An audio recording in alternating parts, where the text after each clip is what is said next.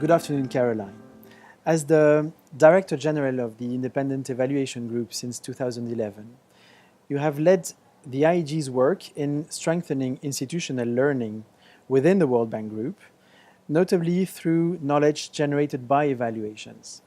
Can you tell us more on your work at the IEG, its role and mandate, and also probably your most recent achievements? Thank you very much, Michael, for having me for this interview.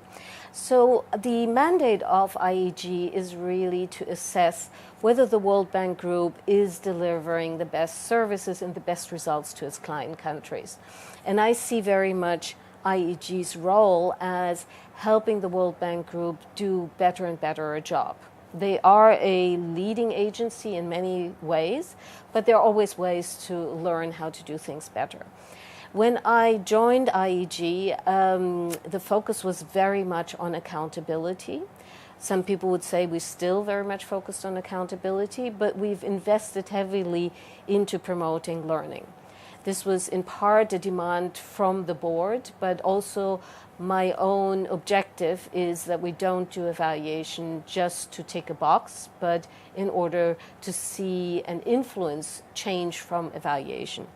So some of the things that we did is, first of all, making the choice about what we evaluate very strategic, focusing on current issues, things where evaluation evidence can inform the dialogue, can inform the way policies or programs are being shaped.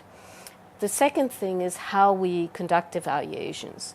And a large part is about ensuring the methodology is really tops, so that people have the confidence in the credibility of the evaluation. This is particularly important in an institution like the World Bank Group, with a lot of very intellectual people, very research-oriented people, but also the process of how do we do evaluation. Whether we do evaluation in a black box and people are very surprised at the end what they get, or whether we do it in an engaging way so that people can learn through the evaluation process.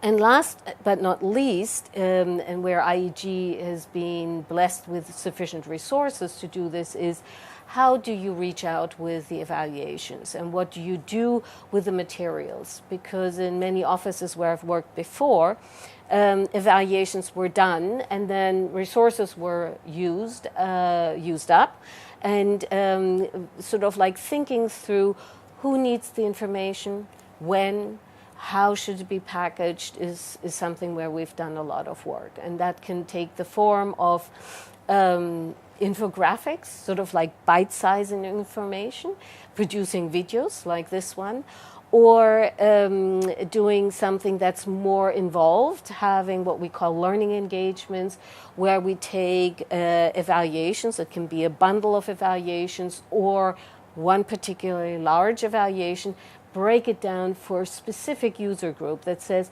we want to understand better what this means. In your approach in tackling this, was there a difference between your approach towards the senior management and the operational management of projects and evaluations? So first of all, we would add another level, and that's the executive board, right? So the evaluation office at the World Bank Group reports directly to the board. So having them as part of the conversation is extremely important, because they set the signal also to the operational leadership and management as to what they expect in terms of changes. At the senior level, the conversations are more around, say, the major evaluations, large strategic topics, where we not presenting just what one project tells us, but what a group of projects, what a whole policy, a strategy tells us, right? Because when you talk at senior level, you need to really think about what is the more strategically important message you want to bring across. And then when it comes to operational level, the example that I gave, so it could be a group of people working in a particular sector, in a particular region, that says, Well, we know that we're struggling with a particular problem. Let's say what we hear from EU IEG is that the way we define our objectives is very poor. Now, we know how important that is in order to get a good rating. Can you sit down with us and unpack and show us, demonstrate to us how the different ways of how we articulate our objectives, why does something work, why does it not work, right? And so that's a very different conversation, and that also different people in IEG have, so that, you know, my operational evaluators talk to the operational staff as much as I do speak to the more senior leadership and the board. And do you feel that people inside the World Bank institutions are convinced about the need of the evaluation, for the evaluation function, I would say, in feeding into their management or their planning and so on? And if they are not convinced about this need for evaluation, how do you convince them? I think learning from evaluation is a challenge in any institution. This is my 10th organization, and I've seen this everywhere. You know, so there is anybody who says like, no, this is easy. I would love to see that example, and I would like to know what the magic is, because when we think of it, we as evaluators are critiquing the work that people are very passionate about. Very often people identify with their work so much that they feel we're critiquing them as individuals, right? And so that is what makes it challenging to establish a culture of evaluation or learning from evaluation. The way how to bring that conversation about is by demonstrating how evaluation can be helpful. So it starts out with the same ingredients that I was mentioning before. Evaluating something that matters to people, right? In a timely way, at a time when it matters. Evaluating in ways that is highly credible. If you undertake an evaluation and your counterparts tell you, you know what, we know that the methodology has flaws or is leaving gaps, how reliable are the results, you can't expect people to learn from that.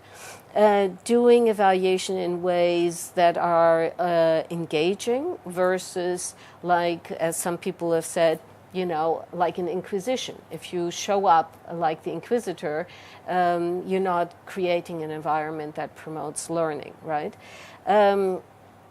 The process is quite often long and tedious, and there is not one formula that works. You have to, on the one hand, have this sort of strategic vision where you have these components work for you.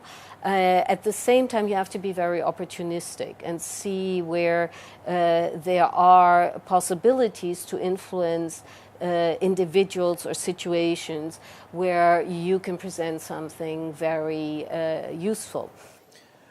Actually, this leads to an important question, which is, what would be your advice in convincing senior managers and operational managers of the role and importance of evaluation and the evaluation function inside the institution in the creation and sharing of knowledge for the institution?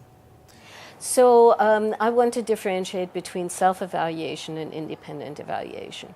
Self-evaluation plays an incredibly important role and should be embedded in the institution at various levels, so that learning can happen during the implementation, during the design phases, etc.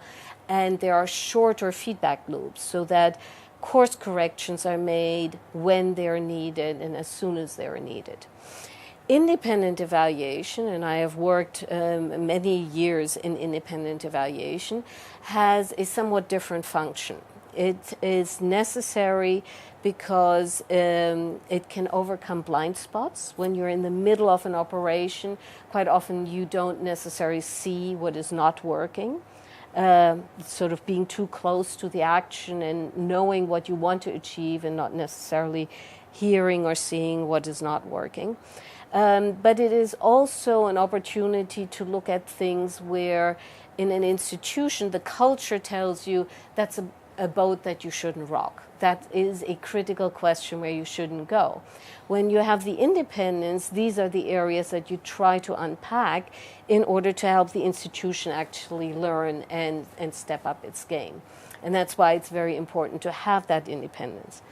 How do we ensure it? Normally it is that you report to the governing body of the institution rather than to the management. This is the case in IEG. We report directly to the executive board, which is the representation of the shareholders of the institution, rather than the president and the senior leadership of the institution.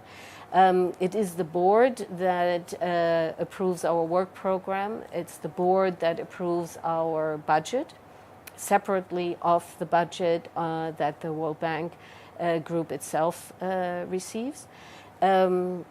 It is the board that appoints the Director General, and it is only the board who can remove the Director General from the office, and only for two reasons.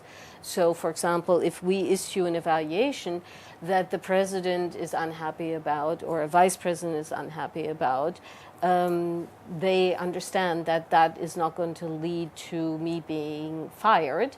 And that is sort of supposed to help me be as independent, as candid as possible. Because I do believe that having a very honest feedback about things that are not working are the only way that you can solve problems. If we're all in the business of putting the problems under the carpet, we're not going to actually be able to resolve them and see to improvements. Thank you very much. Thank you. Thank you very much.